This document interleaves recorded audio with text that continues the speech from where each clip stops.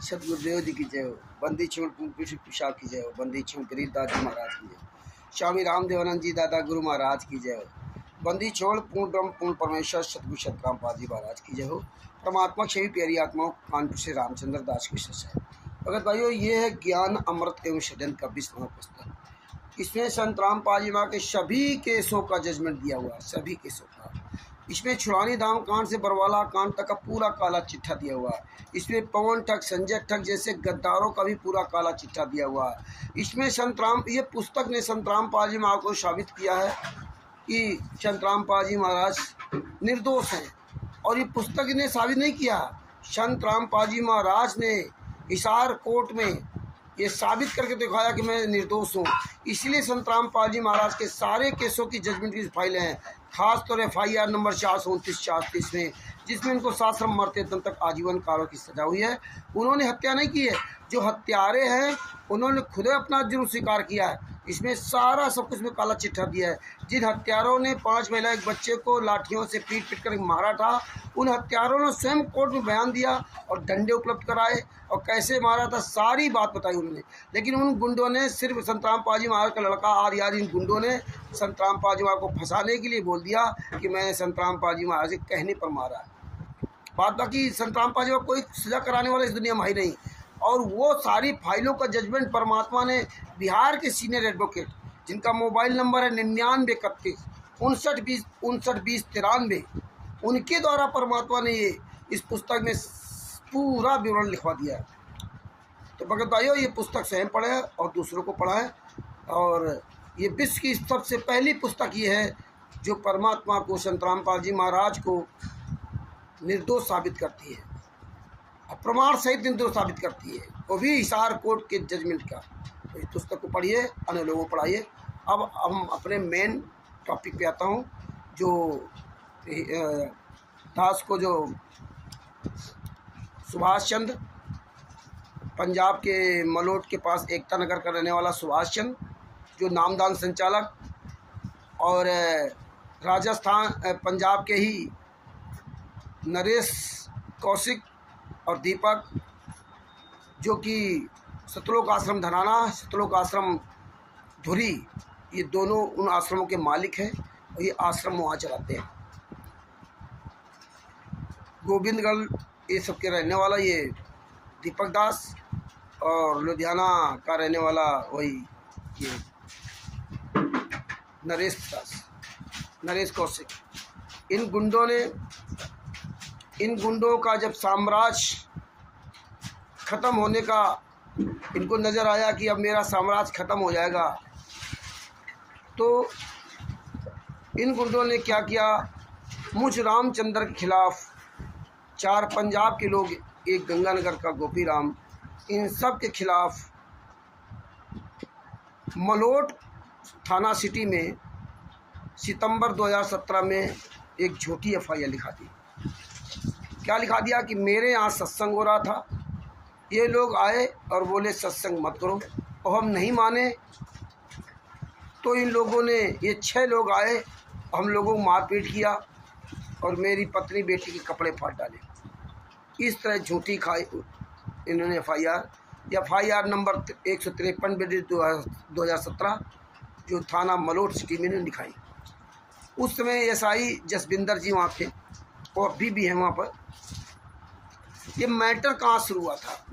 Matter शुरू हुआ था कि मैं तो कभी पंजाब गया नहीं था, और जब मुझे सच्चाई पता चली 2016 में, तो हम पूरी दुनिया के सामने इन गुंडों का खुलासा करने लगे।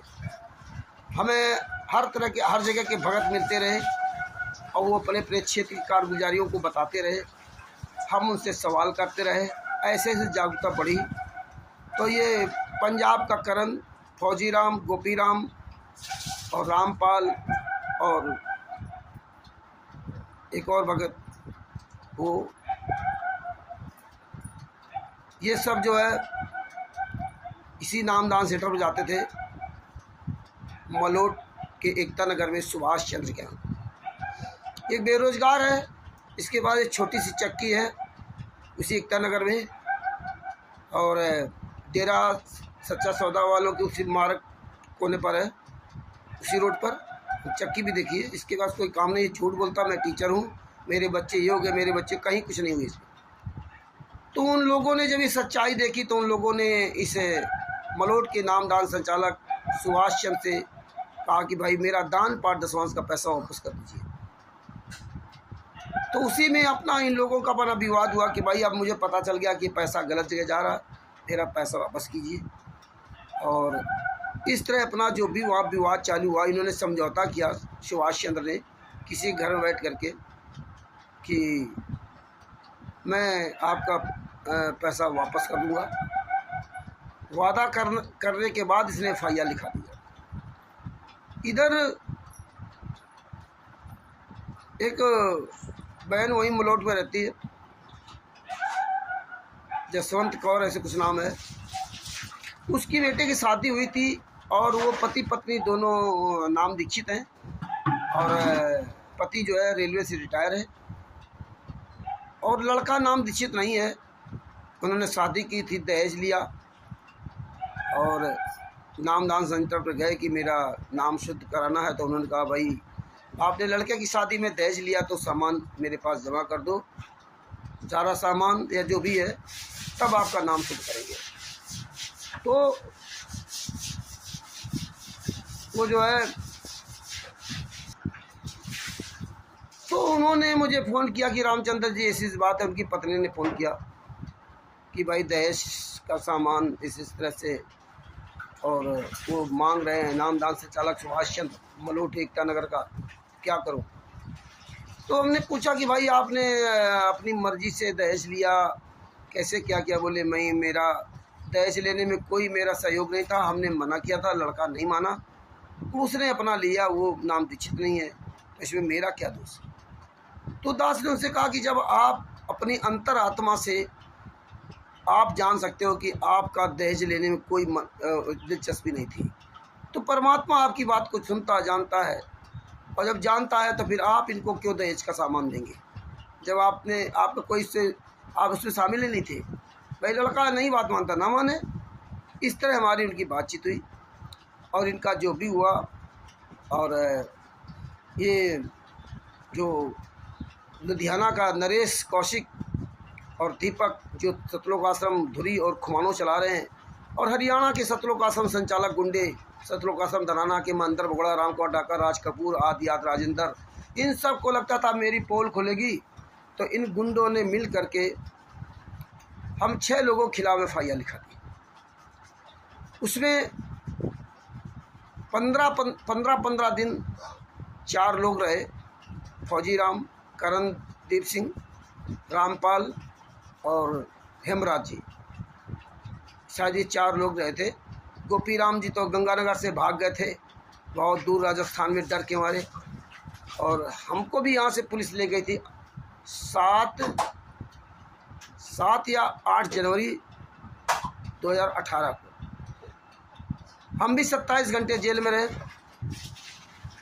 जिस महिला के लड़के की शादी हुई थी, करण ने उसके पास गया, वही जमानत के लिए हमें करानी है, तो उसने अपने कागज़ दिए कि भाई रामचंद्र की जमानत कराओ। पैसे से सहयोग नहीं किया होगा, किया भी होगा तो मुझे नहीं पता। इधर करण ने मेरे नाम से डाल दिया मैसेज कि रामचंद्र की जमानत करानी, पैसे भेजो। तो बहुत लोगों ने पैसा इसके पास भेजा, लेकिन मुझे आज तक नहीं पता किस किस ने भेजा, लेकिन ये पता चला कि पैसा कई लोगों ने भेजा। और मैंने करण से कहा भैया जिन जिन लोगों ने पैसा भेजा उनके बारे में मुझे बताओ, कितना कहाँ से पैसा आया, लेकिन करण ने मुझे नहीं बताया। इसने जो जसपाल औलख जी थे एडवोकेट, ये बताया था मेरे मौसी का लड़का है, इसने 5-5 हज़ार रुपये में सौदा किया पूरा केस लड़ने के लिए प्लस जमानत सहित। अब इसके पास कितना पैसा आया मेरे नाम से पता नहीं, आज तक इसने नहीं मुझे बताया। और मेरी जमानत हो गई। हाँ, इसके पहले बता रहे हैं आपको कि जसविंदर जी जो SI थाना मलोट सिटी के थे, इन पर दबाव डाला गया, FIR भी दबाव बस लिखी गई। जो उच्च अधिकारी थे उनका, ये लुधियाना का जो नरेश दास है, इनका भाई संपर्क था। उच्च अधिकारी जो थे उसको AC भी दिया इन्होंने, फर्जी FIR लिखाने में, और इस तरह FIR, छोटी FIR वहाँ लिखवाई गई। काफ़ी पैसा इन्होंने खर्च किया, लेकिन जो SI जसविंदर जी थे उन पर दबाव डाला कानपुर आने के लिए।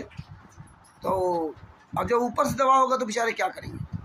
तो SI जसविंदर जी ने ये करणदीप सिंह, जो पंजाब का करणदीप सिंह जो मुखिया बना था, इससे कहा कि ऐसा है, कानपुर वाले रामचंद्र जी को बता दीजिए कि मैं कल वहाँ पहुँच रहा हूँ और वो घर पे ना मिलें, ये उनको बता दीजिए। जबकि देखो, हम तो कभी पंजाब गए नहीं थे, ना मेरी कोई SI से मुलाकात, ना SI मुझे जाने, ना कुछ, लेकिन करण ने मुझे नहीं बताया। रात मेरे पास फ़ोन आता है कि मैं दिल्ली से बोल रहा हूँ और हम कानपुर आकर के आपसे मिलना चाहता हूँ, आप बड़ी अच्छी सेवा कर रहे हैं। तो हमने वही बता दिया, अपना नाम पता मेरा पूछा, मैंने उसको बता दिया। और इस तरह से यहाँ ये लोग भटकते हुए सुबह पहले नौस्ता थाना गए होंगे, वहाँ से भटकते हुए यहाँ हमारे मोहल्ले में और एक रामचंद्र जी हैं, उनके घर पहुँच गए। फिर वहाँ से मेरे घर आए, मेरे घर गिर घटाया। तो यहाँ कानपुर का जो नौस्ता थाना का जो सिपाही था सादी वर्दी में, वो आया, गिर घटाया। तो मैं बाहर निकला, मेरे हाथ में हाथ डाल करके बातचीत करता हुआ बाहर निकला। बोले और क्या हाल चाल? हमने बढ़िया है। बोले आपके खिलाफ़ कहीं कोई केस इसका कोई झगड़ा हुआ था क्या? बिल्कुल नहीं। इतनी ही बात हो रही थी, तब तक ये 4-5 सुभाष चंद्र और इसके साथ 3-4 और गुंडे आए थे। उन्होंने मुझे घेर करके पकड़ लिया और इसके बाद SI जसविंदर जी कहीं छुपे थे, वो आ गए। आने के बाद मैं तो चिल्लाया कि भाई गुंडे आ गए, गुंडे आ गए। पहले SI जसविंदर जी नहीं आए थे, गुंडे आ गए। उस हमारे थाने का सिपाही जो आया था, उसने दिखाया कि ये आई कार्ड मेरा, मैं ऐसा ऐसा हूँ। ठीक है, मोहल्ले के लोग आ गए, पत्नी बच्चे भी आ गए। हमने तुरंत 100 नंबर डायल कराया और इसके बाद अब कोई बात नहीं। SI जसविंदर जी ने अपना परिचय दिया, वहीं लिखा पड़ी हुई। थाने आए, थाने में लिखा पड़ी हुई। इसके बाद जो मेडिकल होता वहाँ गए। इसके बाद गए कचहरी कोर्ट में पेश हुए, कानपुर कोर्ट में। और इनका एक चमचा साथ में था, बड़ा वो बोल रहा था, तो उसको धमकाया वहीं पर। इसके बाद बाहर से निकले, उनकी गाड़ी पर पंजाब के लिए रवाना हो गए। रास्ते में खाना खाया। खाना खाने के बाद मेरे पास तो एक पैसा नहीं था, मैं तो ऐसे चला गया था और ना हमारे पास कोई कपड़े थे, और कंबल ज़रूर एक दे दिया गया था, ऐसे चले गया था।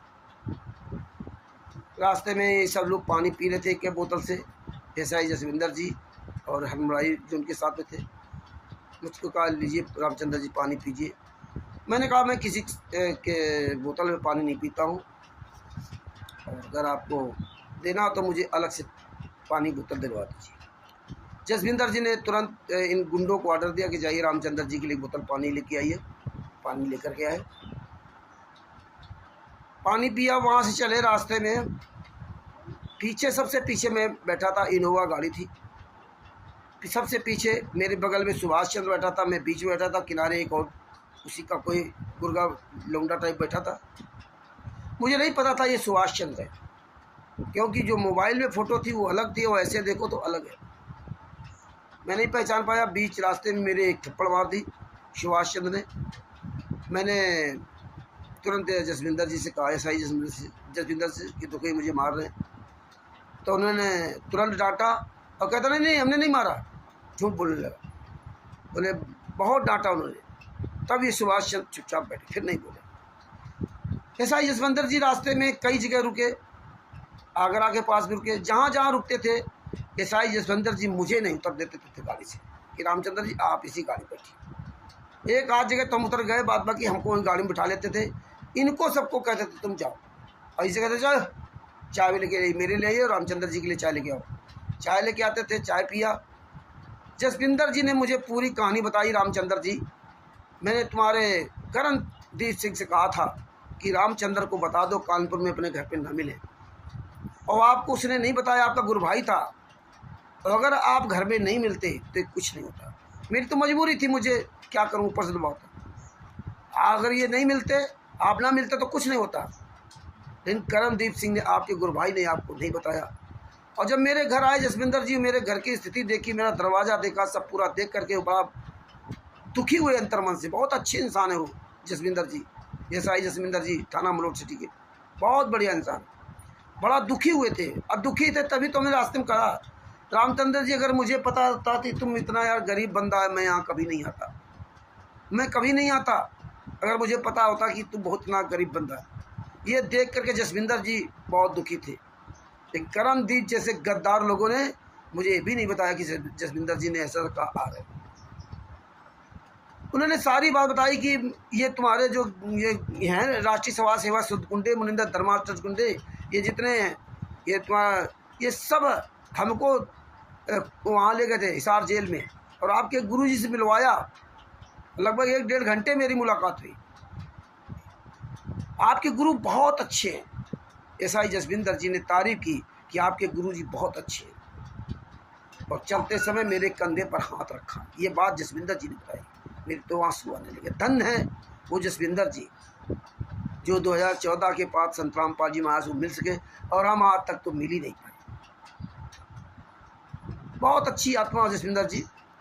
मुझे रास्ते पर बड़ी हमारी देखभाल रखी, और ये गुंडे मुझे दिल्ली ले जाना चाहते थे, क्योंकि जो संजीव हुड्डा था, उत्तर प्रदेश का जो स्टेट कलेक्टर था, इस गुंडे की इनकी सबकी पोल खुल रखी थी।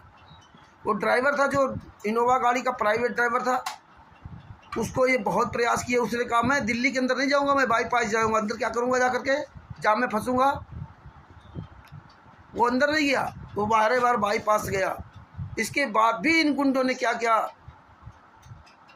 ये सुभाष चंद्र और इनके साथ जो गुंडे थे हरियाणा के, ये गुंडे घुमा फिरा करके ले गए हिसार पहुंचा दिया। और हिसार जब जेल के सामने पहुंचे तो ये सब गुंडे उतरे और बस ज़मीन के नीचे दंडोत प्रणाम करने लगे। जसविंदर जी, एसआई जसविंदर जी ने कहा, रामचंद्र जी आप, हमने सर जी मैं गाड़ी में बैठा हूँ, बस यहीं से सब ठीक है। बोले अच्छा अच्छा। इसके बाद ये गुंडे एक होटल में ले गए, अंडरग्राउंड होटल में, और जो बड़े बड़े होटल में टाइम लगता खाने पीने का, और वो टाइम पास करने के लिए वहाँ ले गए थे, क्योंकि ये सब गुंडे वहाँ इकट्ठा हो जाएँ, देशराज सब इकट्ठा हो जाएँ, और ये जितने भी थे। तो अंडरग्राउंड होटल में ले गए, वहाँ पर पराठा आए भाई, खाना खाया गया, एक पराठा खाया गया। एक जो इनके साथ गुंडा था, वो ज़्यादातर खोपड़ी अपनी घुटा कर रखता है, उसने मुझसे कहा कि रामचंद्र जी आप पवन संजय का साथ छोड़ दीजिए और अपना काम कीजिए, उनसे मतलब मत रखिए। हमने उससे कहा देखो मुझे पवन संजय से कोई लेना देना नहीं, हम किसी के साथ नहीं, मैं तो एकला चलो वाला मार्ग अपनाता हूँ। ये 2017 की बात, 18 की बात बता रहा हूँ, जनवरी 2018 की बात। और आप हमें कभी परमेश्वर भक्ति टच करके सबके डीट दिखा दीजिए, मैं पढ़ा लिखा हूँ, देख लूँगा क्या सही क्या गलत है, आप सबूत दे दीजिए। तो वो बिगड़ने लगा। जब बिगड़ने लगा तो एसआई जसविंदर जी ने कहा, मुझसे पूछा, रामचंद्र जी आप इसकी बात से सहमत हैं? नहीं सर, मैं सहमत नहीं हूँ। जैसे मैंने कहा मैं सहमत नहीं हूँ, वैसे जसविंदर जी ने उसको बहुत डांटा, आप बात नहीं कर सकते। ये तो टाइम पास कर रहे थे कि किसी भी तरह दिल्ली से वो आ जाएं, और वो दिल्ली से उधर चल दिए थे, बहुत पहले चल दिए थे। तो हम समझ रहे थे, क्योंकि रास्ते में भी बराबर बात कर रहे थे, हम समझ रहे थे भैया इनकी पुलिस है, ये कुछ भी कर सकते हैं, क्या करें। जैसे ही ये Sanjeev Hooda UP state collector आया और एंट्री की, नीचे जाकर गया और कहता है, सीढ़ियाँ उतरा, रामचंद्र अब मैं तुझे बताऊंगा मेरे कितने खोते हैं। जसविंदर जी ने तुरंत इशारा किया, अपने जो उनके साथ हमराई थे, बहुत अच्छे थे सिपाही कांस्टेबल जी, उन्होंने तुरंत मेरा हाथ पकड़ा और तुरंत बाहर लेकर के आ गए, और आकर के मुझे इनोवा गाड़ी में सबसे पीछे बैठा दिया। गाड़ी मेरी साइड की लॉक कर दी, आगे जो सिपाही भैया थे वो आगे बैठे, और जसविंदर जी ने मुझसे कह दिया था कि तुम कुछ बोलना नहीं, इनको जो कहना है कहने दो। ठीक। जसविंदर जी धूप में खड़े थे, क्योंकि सर्दी का मौसम था। ये 10-12-15 गुंडे आकर के उनके आसपास खड़े हो गए, जो भी बात कर रहे हो हमें पता नहीं। फिर भी बारी बारी करके संजीव हुड्डा, देशराज, ये सब आए और मुझे खूब मादर फादर की गालियाँ बकते रहे, लेकिन हम अपना ऐसे बैठे सुनते रहे। अंदर इनकी हिम्मत नहीं पड़ी, क्योंकि जसविंदर जी ने कह दिया था गाड़ी के अंदर मत जाना, बाहर से जो तुम्हें कहना कर लो। मेरे शीशा ला कर दिए थे, बोले तुम कुछ बोलना नहीं, तो गाड़ी ये छू नहीं सकते, ये गाड़ी के अंदर इनकी औकात नहीं हुई हरियाणा में कि हमें छू लेते। नीचे तो उनकी प्लानिंग थी कि मार लेंगे, क्योंकि अंडरग्राउंड में फिर पुलिस पे आरोप लगा था, पुलिस अपने आप को बचाने क्या करती इस तरह। फिर जो हमराई थे, सिपाही थे, एक अमित नाम का लड़का था, अब ओवर का दूध का काम करता है, वो भी कमीना गया था, उसको बहुत डांटा कि साले समझ लेना अगर रामचंद्र कुछ हो गया ना तो तेरी मैं दशा खराब कर दो, तू यहाँ लेकर के आया। इनको बहुत डांटा। इसके बाद मैं थाना मलोट पहुँचा। मलोट में जो प्रक्रिया होती है, कोठरी टाइप होता है, उसी के अंदर मुझे कैद कर दिया गया। जाली लगी होती है, उसके बाहर पानी का घड़ा रखा होता है, उससे आप पानी पिए जाली से हाथ डाल करके। लेकिन जसविंदर जी, एसआई जसविंदर जी थाना मलोट सिटी के, उन्होंने मुझे एक बोतल दिलाई, और जो वहाँ के गार्ड थे, गार्ड भैया, उन गार्ड भैया से कहा कि इनको आप जो है आरओ का पानी देना, जब मांगे तब पानी देना, चाय पानी बिस्कुट खाना जो भी मांगे। वो बेचारे मुझसे 2-2 3-3 बार पूछते थे आकर के, पानी के लिए, खाना के लिए, चाय के लिए। चाय है तो ज़्यादा मैं पीता नहीं, और ये करणदीप खाना लेके आ जाता था। इस तरह से वहाँ मैं 2-3 दिन रहा। मेरी जो वहाँ भी जांच की जाती है, डॉक्टर कानपुर से लाए, कोई मारपीट ठीक ठाक सुरक्षित। इसके बाद चला रिमांड का खेल, और पहले ये नरेश और दीपक दोनों आए वहीं थाना मलोट सिटी में एसआई जसविंदर जी के पास, और ये बढ़िया up to date pant shirt, jeans pant shirt लगाए, चश्मा, साले बुढ़े होने चले हरामजादे टकले। दीपक और नरेश साले कुत्ते की मौत मरे हुए हराम खोरो, चिंता मत करो, तुम्हारी बहुत दशा खराब होगी, तुम तो साले वंश सहित सर्वनाश तुम्हारा होगा। ये हम नहीं कह रहे हैं, ये तुम्हारे कर्म तुमको ले जाएंगे, अभी भी सुधर जाओ, लेकिन तुम सुधरने वाले नहीं हो, क्योंकि कुत्ते की पूंछ अब सीधी नहीं हो सकती, चाहे जितने साल तक पड़ी रहे। तो ये दोनों बैठे थे ऐसे जसविंदर जी के बगल में, तो मैं ऐसे बैठा था, जसविंदर जी ऐसे बैठे थे। जसविंदर जी ने सबसे पहले मुझसे सवाल किया, नाम नहीं लिया मेरा, बोले आप इन दोनों को जानते हो, नरेश और दीपक को, नरेश और दीपक को? लेकिन नहीं सर, मैं नहीं जानता, क्योंकि ऐसा चेहरा यहाँ था, फोटो मोबाइल में अलग तरह दिखाई देती, और ये बाकायदे अप टू डेट चश्मा लगाए, बड़ा भारी, और वो बैठे पैसे से बोलो हीरो हो डाले। और इसके बाद एसआई जसविंदर सिंह उन दोनों से पूछा, इस नरेश और दीपक से पूछा कि आप इनको जानते हो? मुझे उन्होंने मना कर दिया, उन्होंने कहा कि मैं नहीं जानता इनको। बताइए, नरेश दीपक स्टेट कॉलेज पंजाब के दोनों मुझे नहीं जानते, और देखिए मेरे खिलाफ पत्नी और बेटी के कपड़े फाड़ने के एफआईआर लिखा। अब बताइए, जब जसविंदर जी ने बताया कि ये रामचंद्र जी हैं कानपुर वाले, वैसे उछल पड़ा। ना मुझे सुभाष चंद्र जानता था कि ये रामचंद्र जी हैं, कोई नहीं जानता था, क्यों एफआईआर तो झूठी लिखाई थी। जब उछल पड़ा, सवाल जवाब होने लगे। बोले ये गुरुजी की बेटी मंजू को फ़ोन करके गालियाँ देता है। जसविंदर जी ने मुझसे पूछा क्यों रामचंद्र जी गालियाँ देते हो? हमने सर इनसे नंबर ले लीजिए और मंजू से बात कीजिए तुरंत अभी। जसविंदर जी ने नंबर लिया और मंजू को फ़ोन लगाया। बोले बहन जी ये कानपुर वाले रामचंद्र जी आपको गालियाँ देते क्या? बोले हाँ जी गाली देते। बोले हमारे पास रिकॉर्डिंग भेजिए। बोले अभी भेज रही हूँ। आज तक नहीं भेजा, 2018 से आज 2024 चल रहा, आज तक ये मंजू जो गुरु जी की बेटी, ये दोगली, आज तक रिकॉर्डिंग नहीं भेजा। मंजू, अंजू, अनारो माई, बीरेंद्र, मनोज, रामकुमार डाका, राजकुमार महेंद्र, अमित, संजीव हुड्डा, विष्णु साहू, नरेश दीपक, सुभाष चंद्र, जितने भी हैं गुंडे, तुम हराम जादों को मौत मांगने से भी मौत नहीं मिलेगी, याद रखना। इसके बाद हम तो परमात्मा दिया तो सब उसी तरह बोल लेते हैं, ऐसे ही बोलता है, ऐसे ही बोलता है। इनके पास जवाब नहीं था। इसके बाद इन्होंने कहा रिमांड पर लेने के लिए उच्च अधिकारियों के फ़ोन आते थे, रिमांड लिया? हाँ लिया। कितने दिन के मिला? 1 दिन का जज साहब ने रिमांड दिया। देखिए बराबर फ़ोन आ रहा है जसविंदर जी के पास। कितने कमीने लोग थे, अधिकारियों से फ़ोन करवाते थे। और ये क्या नहीं कर सकते, इन्होंने सारे कुकर्म किए। पटे मरवाने के लिए प्रयास किया, लेकिन परमात्मा ने वो काम नहीं होने दिया। कुछ बातें ऐसी हैं जो हमें नहीं बताना चाहिए, क्योंकि ये पूरी दुनिया के सामने जाती है। लेकिन समझने वाले सब समझ जाते हैं, और हमें तो उसको समझना है। ऊपर वाला समझ रहा है, हम समझ रहे हैं, और जसविंदर जी समझ रहे हैं। परमात्मा उन पर हमेशा दया बनाए रखेंगे, क्योंकि परमेश्वर ने ही जसविंदर जी को अपने रूप में भेजा था।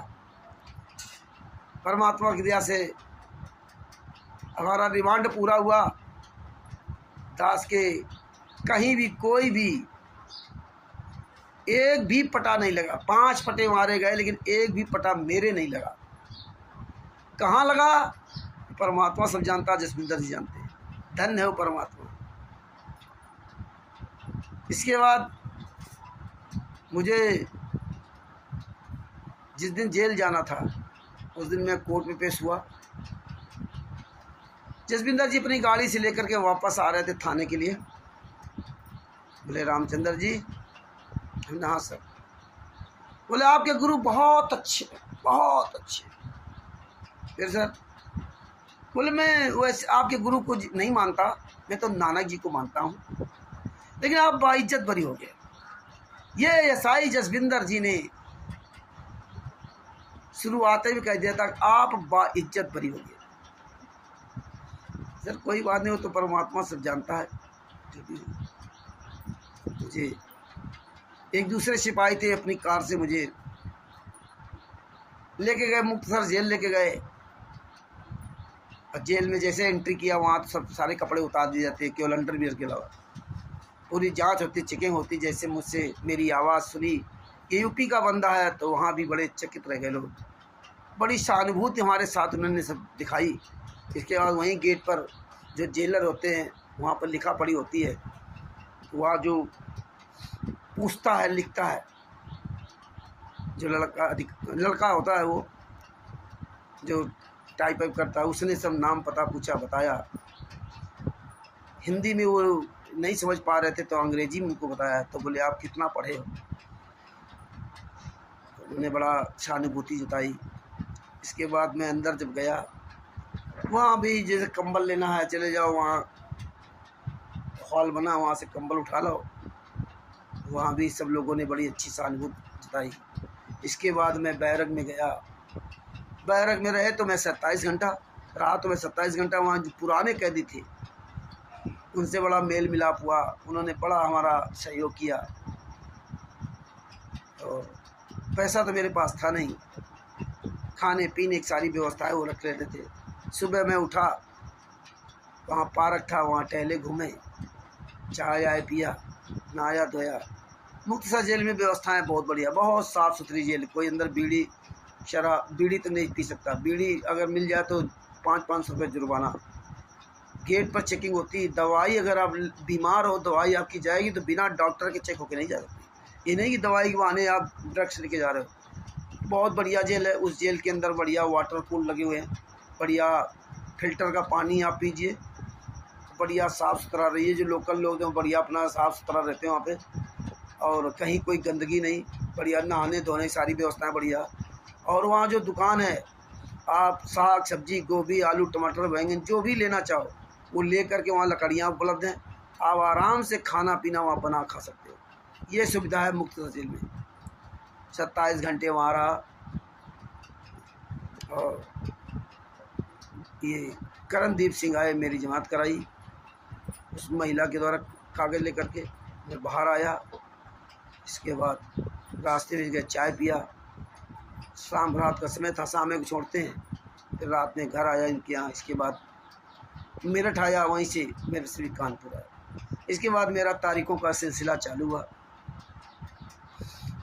तो कई मोड़ आए, कहानी तो लंबी, बहुत लंबा वीडियो हो जाएगा। धीरे धीरे करण का हमारा 36 का आंकड़ा होने लगा, क्योंकि ये तमाम तरह कुकर्म करता था। कुकर्म मतलब ये नहीं कि उस तरह, मतलब परमात्मा के मार्ग में ही तमाम तरह छल कपट करता था। तो तभी इसका हमने सेक्तकी नाम रखा था। ये रोज एक नया जाल बिछाया रहता था, इसीलिए सेक्तकी करण ठग। इसने बहुत पैसा लोगों से लूटा हमारे नाम से ना, और शायद जो बुद्धा चोर फाउंडेशन के साथ शामिल हुआ था वहाँ भी इसने काफ़ी पैसे घेरा फेरी की।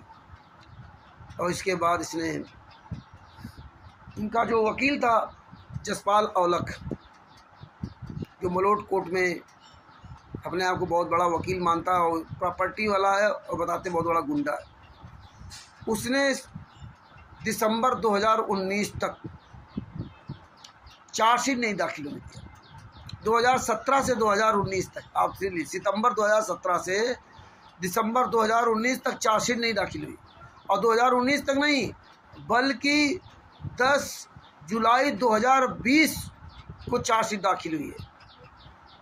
आप इसमें सितंबर 2017 से जुलाई 2020, और 3 साल बाद, कभी आपने सुना मैक्सिमम 90 दिन में चार्जशीट दाखिल हो जाती है मैक्सिमम, और ये 3 साल तक चार्जशीट ही दाखिल नहीं किया और हमें हर तारीख बढ़ाता था। और जबकि केस वो 26 नवंबर ऐसे कोई तारीख थी 2018 में, यानी कि हमारे जेल जाने के 6 महीने बाद, अक्टूबर ऐसे को था, वो केस बंद हो गया था। और इसके बाद भी मुझे हर तीसरे महीने तारीख में बुलाता रहा, ऑनलाइन कहीं कोई तारीख नहीं। और कभी को तो ऐसे बुला लिया और जब पहुंचे तो बोले आज आपकी तारीखें नहीं। मैं वहाँ वापस आया। परमात्मा की दया से एक दिन बिहार के सीनियर एडवोकेट सलूषण जी, जिनका मोबाइल नंबर है 99 31 59 20 93, आप उससे कोई भी कानूनी सलाह ले सकते हैं। आपको निसंकोच बिना फीस के आपको विधिवत पूरी तरह समझाएंगे। उन्होंने मेरा FIR नंबर पूछा, FIR नंबर 153/2017। उन्होंने जैसे अपना E-कोर्ट सर्विस नामक एक्ट के द्वारा सर्च किया, देखा ये तो तुम्हारा नवंबर अक्टूबर में ही बंद हो गया था, ये तो फालतू में तारीख डाला। मैंने आवाज़ उठाई, उन्होंने कहा कि देखना बाहर लिस्ट लगती है, जिस दिन कोर्ट में पुकार होती है तो बाहर लिस्ट लगती है, बाहर लिस्ट में नाम नहीं। हालांकि मैंने इससे कहा, फौजी राम से कहा कि नकल निकलवा लो, नहीं निकलवाई इसने। फौजी राम भी बहुत बड़े अपने आप को चतुर चालाक बनते हैं, लेकिन परमात्मा ने इनको भी नंगा करवा दिया। जितने दिए रामपाल जी और वो हेमराज, गोपीराम, इन सब गद्दारों को काला चेहरा दिखा दिया। फौजी राम ने फाइल जो नकल तक नहीं निकलवाई। हमने कहा भैया नकल निकलवा लो, पैसा दे दूंगा। गोपीराम जी ने कहा पैसा दे दूंगा, और इसने नहीं निकलवाई। अंत में मुझे यहाँ से कानपुर से जाना पड़ा। आप बताइए, मैं कानपुर से यहाँ से जा रहा हूँ नकल निकलवाने के लिए, कहाँ पंजाब। और इस फौजी राम ने झूठा वादा करता रहा, जबकि वही 25-30 किलोमीटर, मेरा ये वकील, मेरा वो जज, मैं ये लेकिन नकल नहीं निकलवाई इसने। तब हम यहाँ से गए, गोपीराम जी वहाँ से आए, तब वो नकल के लिए वहाँ पैसे दिए गए, तब वो नकल वगैरह सब निकली। अपनी फाइल निकलवाई, जो हमारे FIR की जो फाइल थी, क्या है जज फाइल है ही नहीं वहाँ पे FIR की, वो कापी निकलवाई, वो तब कापी मुझे मिली। इन्होंने कापी तक नहीं दिया। फौजी राम ने भी बहुत मतलब जो है ना, जो मर्जी है किया। ये भक्तों के लक्षण नहीं है जो इन्होंने काम किए, दोगलागिरी सभी करते रहे। ऐसा ही जसपाल औलख जो वकील था, मैंने उसे फ़ोन करना शुरू किया, उससे बात की कि वकील साहब ये तो बहुत गलत बात है, आप 3 साल तक चार्जशीट नहीं दाखिल होने दिया और फर्जी आप तारीख को बुला रहे हो, उसकी कोई ऑनलाइन कोई प्रमाण नहीं, कुछ नहीं। बहुत उसको फ़ोन किया तो कभी गाली भी दिया, कभी उनकी अपनी वहाँ की भाषा भी गाली होती, बहन चौथ करके ये गाली दिए। हमने उनकी रिकॉर्डिंग करते रहे, उनके खिलाफ स्टिकर पोस्टर बैनर सब पूरी दुनिया में वायरल किया। तो अब इनको तकलीफ हुई, तब इन्होंने 10 जुलाई 2020 को चार्जशीट दाखिल करवाई, जब वो लॉकडाउन लगा था। आपको सब पता है, मार्च 2020 में लॉकडाउन लगा, 22 मार्च से। जुलाई 2020 में 10 जुलाई 2020 को इसने चार्जशीट दाखिल करवाई, और दोबारा जब चार्जशीट दाखिल होगी तो सिर्फ एक केस पर होगी, केवल पत्नी बेटी कपड़े फाड़ देगी। बाद बाकी 5-6 धाराएं थी, उसमें नहीं कि दोबारा जब केस चालू होगा तो सिर्फ एक धारा पर होगा, बाद बाकी नहीं। यानी कि अब ये पता चल रहा है, ऐसा लग रहा कि ये सब मिल गए थे, ये करण ठग और ये जो मलोट का एकता नगर का सुभाष चंद्र नामदान चालक, ये सब मिल गए थे, नामदान से चालक मिल गए थे। नहीं तो चार्जशीट तो दाखिल उनकी तरफ से होनी थी, मेरे खिलाफ वारंट भी निकाल दिया। जबकि दोबारा जब कोई 2 तरह केस डिस्पोज होता है, एक होता है पूरा केस खत्म होने के बाद, जैसे 1/8/2024 को परमात्मा की दया से केस खत्म हो गया, इसी तरह वो खत्म होता है। और एक होता है कि बीच में जिसने केस किया उसने दोबारा एक्शन नहीं लिया, जब एक्शन नहीं लिया तो 6 महीने बाद अपने आप वो डिस्पोज हो जाता है, लेकिन वो कभी भी एक्शन ले सकता है। तो 10/7/2020 को इन्होंने, तब से आज तक तारीख आपको दिखाएंगे। आप ई कोर्ट सर्विस आप ऐप डाउनलोड कर लीजिए ऑनलाइन, और उसमें जो CNR नंबर है 16 अंकों का, बड़े अक्षरों में लिखना है PBSMB 1000-865-2020, यानी कि PBSMB 1865-2020। 2020 जब चार्जशीट दाखिल हुई, और ऊपर लिख के आएगा CHI मतलब चार्जशीट दाखिल हो गई, REMP मतलब रिमांड पे चल रहा, चार्जशीट दाखिल नहीं हुई। तो 3 साल तक चार्जशीट दाखिल नहीं हुआ, इसके बाद दाखिल हुई। और इसके बाद इन गुंडों ने फिर हमारे चक्रव्यूह रचा हमारे ऊपर। ये करण ठग ने, जो महिला थी जिसके जमानत ली थी, उसको भड़काने लगा, तुम्हारे पास सम्मन आएगा, तुम्हारे पास नोटिस आएगा, रामचंद्र तारीख पे नहीं आ रहा, रामचंद्र तारीख पे, वो मुझे फ़ोन करें, झूठ बोले कि मेरे पास लेटर आया, मेरे पास लेटर आया। मैंने आपका लेटर आ ही नहीं सकता, दोबारा जब केस चालू होगा तो मेरे पास लेटर आएगा, आपके पास लेटर कैसे आएगा? और अगर आपके पास लेटर आया तो मेरे पास लेटर भेजो। वो भी झूठ बोलते रहे, संतराम पाजी मार्कशीट बन करके ना, दोनों पति पत्नी, रेलवे से रिटायर, शर्म आनी चाहिए। लेकिन परमात्मा ने ये सब दिखाना था। और इसके बाद फर्जी हमारे नाम वारंट इशू कर दिया, वो मेरे घर पे आए नहीं वारंट, और उसमें वहीं से रिसीव करवा दिया, क्योंकि पहले समन जाता है कि अब आपका केस चालू होगा, आप आइए, तो समन भेज दिया, मेरे यहाँ नहीं आया समन, इन्होंने ही वहीं से रिसीव करवा के भेज दिया। ये देखिए ये करण और वकील के ने किस तरह कमीनापन किया। इसके बाद उस महिला को एक दिन लवा लाए और जमानत मेरी कैंसिल करवा दी। वकील साहब, जज साहब ने, वो महिला कहती है मैं तो रामचंद्र पर भरोसा ही नहीं, मुझे रामचंद्र भरोसा नहीं है। जब जज साहब ने कहा जमानत क्यों वापस ले रहे, बोले रामचंद्र पर मुझे भरोसा नहीं। बताइए, हमारा लाखों रुपए खर्च हो रहा है, मुझे कोई लेना देना नहीं, मैं कोर्ट में कभी, मैं पंजाब कभी गया नहीं। आज वो महिला देख लिए, उसने कभी 1 रुपया खर्च नहीं किया। किसी ने मुझे 1 रुपये की, पवन करण, ये सब लोगों ने कभी ये नहीं कहा कि लो 1 बार की टिकट लो है। इसके बाद ये हालात, कोई बात नहीं। हम यहाँ हरीश जी, परमात्मा की बहुत प्यारे आत्मा हरीश जी, मुजफ्फरनगर के हरीश जी, उन्होंने कहा रामचंद्र जी मैं भी आपके साथ चलूँगा। तुमने चलो भैया। करण ने एक वीडियो डाला धमकी भरा कि फला तारीख को असली बाप की औलाद हो तो ना आए, फिर देखे क्या होता है, गोपी राम और रामचंद्र। लेकिन हम लोग पहुँचे, क्योंकि ये तो दूसरा चक्र रच चुके थे, इसलिए ये करण। तो इसलिए मैं वहाँ गया, और जाने के बाद दिल्ली से हरीश जी मिल गए। हरीश जी से मैंने कहा हरीश जी देखो ऐसा है, मैं तो जेल चला जाऊँगा और मैं जमानत नहीं कराऊंगा, और ये मेरा बैग लेकर के अपने घर चले जाना, आप रोना धोना नहीं। और क्या फ़ायदा, मैं कानपुर से बार बार आता हूँ, इससे बढ़िया यहीं रहूँ। परमात्मा की दया से कोर्ट में गया और जाने के बाद ये जसपाल अलग बार बार डंडा करता रहा, पंच करता रहा कि रामचंद्र की जमात कैंसिल हो गई सर, इनको देखो रामचंद्र का जमात कैंसिल हो गई। तब जज साहब ने उससे कहा कि रामचंद्र जी आपकी जमानत कैंसिल है, आप जमात कराइए। हमने सर मेरे पास पैसा नहीं है, मैं ई रिक्शा चलाता हूँ, मैं वकील को फीस देने के लिए मेरे पास पैसा नहीं है, इसलिए मैं जमात नहीं करा सकता, मेरा यहाँ कोई नहीं है। बोले तो आपको जेल जाना पड़ेगा। हमने सर जैसा आपका आदेश। तो बोले मैं क्या करूं? तो हमने सर आप जैसा आदेश करेंगे वैसा। हम तो यही कहते रहे कि जैसा आपका आदेश। अंत में उन्होंने कहा हरीश जी थे, हम थे, हमने कहा मेरे पास तो ई रिक्शा है। हरीश जी अपने जेब से तो कागज़ निकालने लगे तो जज साहब ने सोचा कि शायद पैसे के लिए, तो बोले नहीं पैसा नहीं। बोले अच्छा। बोले मेरे पास मोटरसाइकिल है, आपके पास क्या है? मोटरसाइकिल है। बोले जाइए अगली बार मोटरसाइकिल कागज़ लेते आना।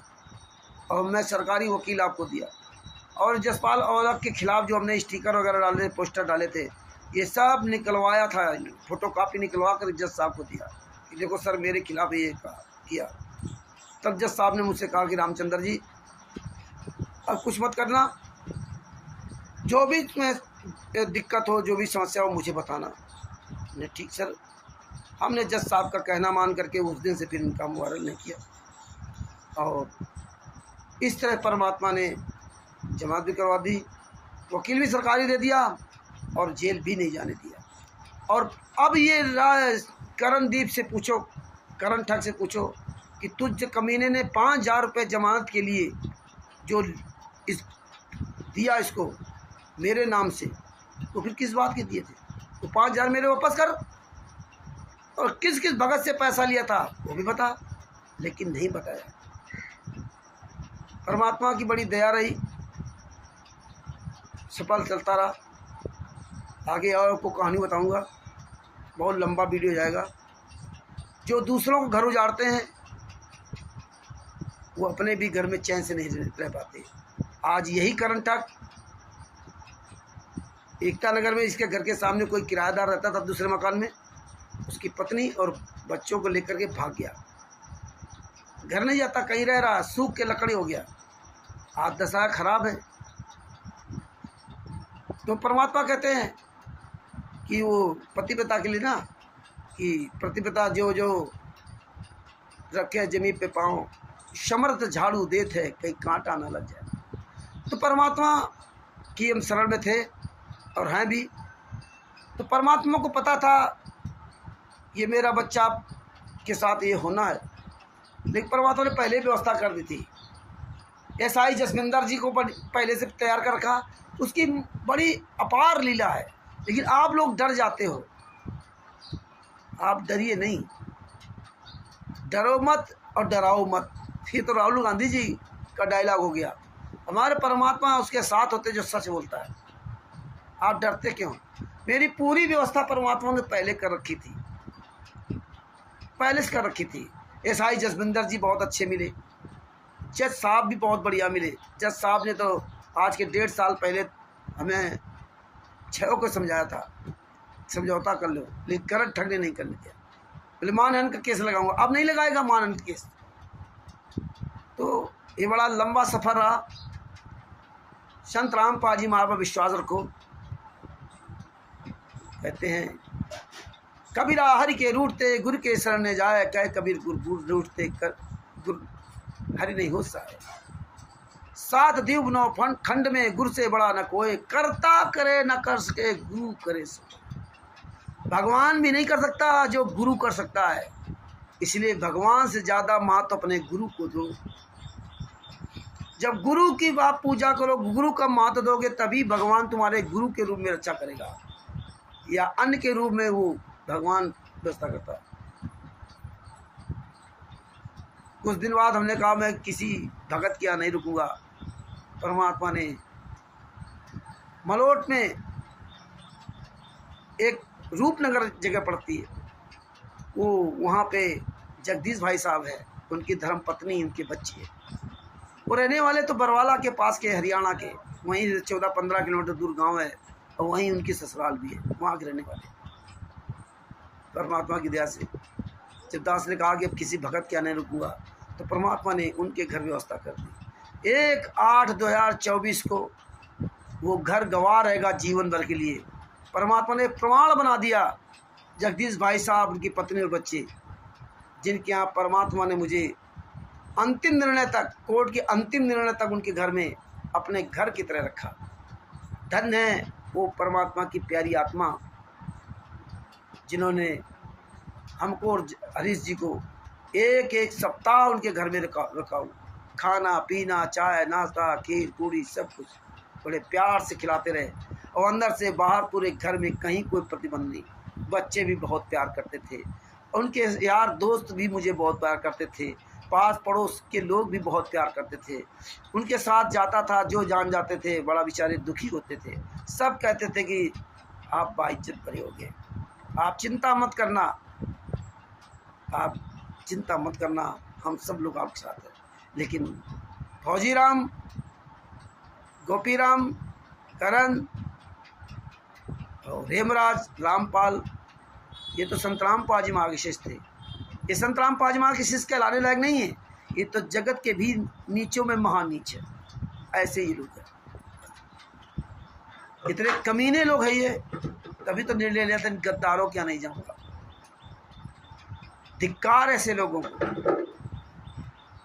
परमात्मा ये सब दिखाना था। वीडियो ज़्यादा लंबा हो जाएगा, इसलिए ये पार्ट 1 आपको बना रहा हूँ। आप निश्चिंत रहिए, अपने गुरु पर समर्पित कर दीजिए। आपका गुरु जेल में, अपने गुरु को याद कीजिए। मेरे गुरु को इन्होंने सज़ा करवा दी, झूठ बोल करके, सब कुछ करा के। लेकिन परमात्मा देखो, गुरु संत रामपाल जी अपने शिष्य को, अपने बच्चे पर आँच नहीं आने दिया। मर्द की तरह, शेर की तरह दहाड़ते हुए जाता था, चैलेंज करता था इन गुंडों को, आज साले जूता मारूंगा। वहीं मलोट में कोर्ट पे अकेला जाता था। अब तो परमात्मा ने साथी बना दिया हरीश जी को। हरीश जी भी अंतिम निर्णय तक साथ आते जाते रहे। धन्य है वो हरीश जी, उनके माँ बाप, उनके भाई बंधु, उन्होंने भी बहुत प्यार दिया। मैं उनके घर भी अभी लौट करके वहाँ से आया हूँ। 800-900 रुपये प्रतिदिन की सैलरी पाने वाला हरीश, वो 2-2, 3-3 दिन मेरे लिए छुट्टी करके पंजाब जाता है, किराया भाड़ा तक लगाता है। मेरा भी कभी कभी लगा देता है उसके साथ। जब अस्ती पैसा दे दूं तो लेता, नहीं तो पैसे तक नहीं लेता। बताइए, हर तारीख पे मेरा जितना नहीं नुकसान होता था, उससे ज़्यादा तो उसका नुकसान होता था, है? लेकिन कभी उसने ये नहीं सोचा कि मेरा क्या नुकसान हो रहा है। और ये फौजी राम जैसे लोग, ये तो कभी एक रोटी का टुकड़ा नहीं लाया ये फौजी राम, कि रामचंद्र जी आज एक टुकड़ा ही खा लो। ऐसे ये नीच लोग हैं। और रामपाल एक बार लाया भी तो कहता, अगर पता नहीं क्या बोला था कि अगर खाना चाहिए तो ले लेना, अगर खाना चाहिए तो ले लेना।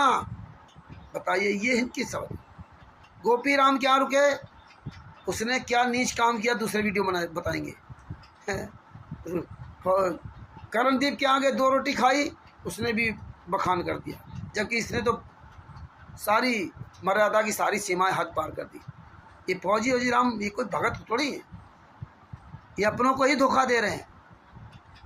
इनका सबका चेहरा दिखाना था परमात्मा ने, इसलिए इतने दिन तक वहाँ मेरठ, वहाँ मलोट में हमें भेजा। लगभग 1800-1900 किलोमीटर आना जाना पड़ जाता था। कितना पैसा लगा, लेकिन परमात्मा ने वो भी पार कराया। किसी से 1 रुपया नहीं मांगने दिया। ये पवन ठग जैसे गद्दार लोग, संजय मैंने आज गुंड, दूसरे को पैसे सहस करते हो। अरे पवन, साले चिल्लू भर पानी में डूब के मर जा।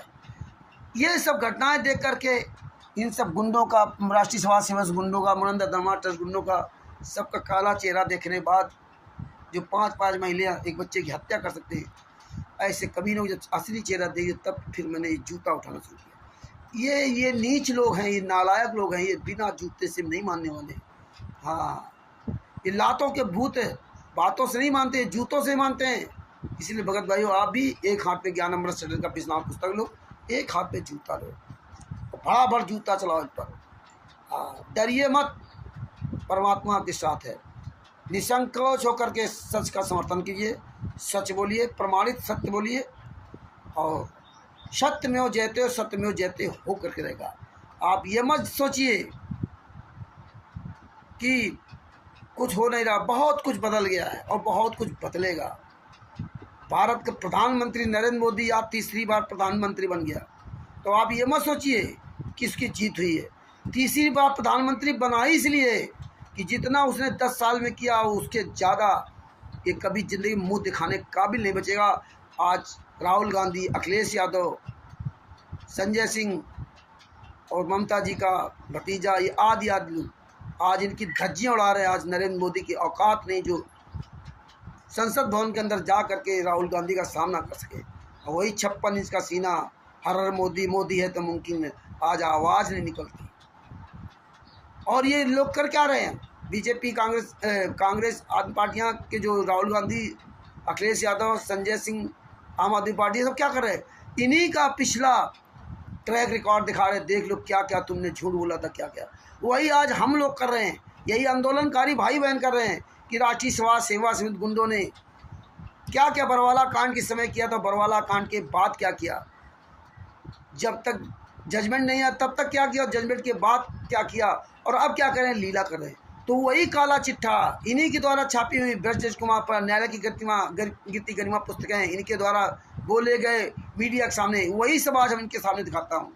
फर्जी गंगा जीने गिरा आज पुस्तकें छाप करके नेताओं मंत्रियों को आश्रम में बुला करके खून तक मांग रहे, गेहूँ दाल चावल आटा सब मांग रहे भिखारियों की तरफ। फिर कहते हैं विश्व का सबसे बड़ा भंडारा।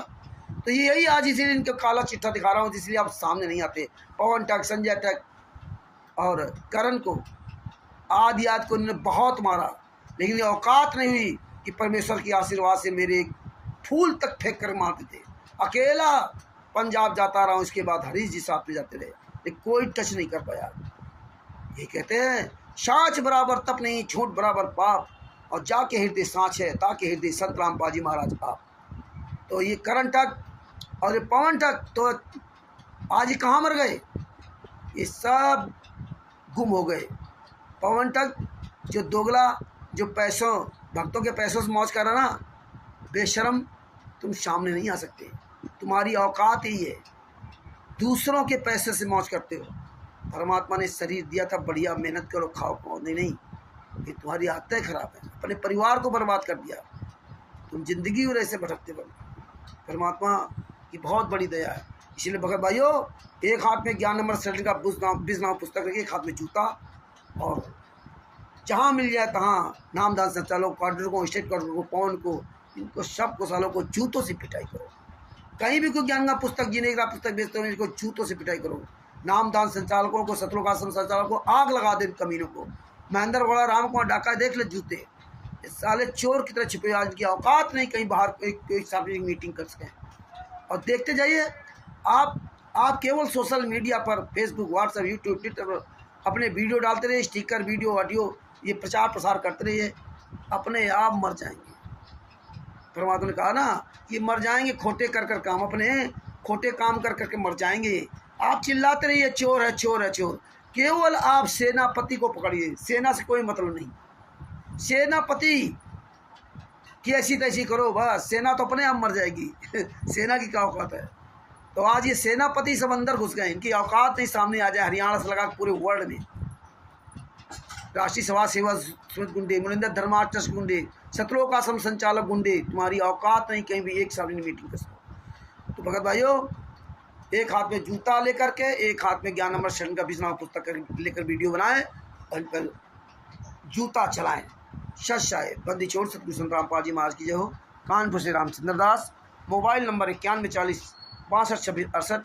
इस ज्ञान अमृत एवं षड्यंत्र का बिजनाम पुस्तक को प्राप्त करने के लिए बिहार के सीनियर एडवोकेट भूषण जी, जिनका मोबाइल नंबर है 99 31 59 20 93 पर फ़ोन करके पुस्तक प्राप्त कर सकते हैं, और अपने क्षेत्र में भक्तों से भी पुस्तक प्राप्त सकते हैं। आज परमात्मा ने पुस्तक को पूरी दुनिया में फैला दिया है। यह है ज्ञान अमृत एवं षड्यंत्र का बिजनाम पुस्तक। इसमें सभी केसों का जजमेंट दिया हुआ। इस पुस्तक को एक बार अवश्य पढ़ें। सच बंदी छोड़ सतगुरु संत रामपाल जी महाराज की जय हो। सच बंदी छोड़ सतगुरु संत रामपाल जी महाराज की जय हो। सच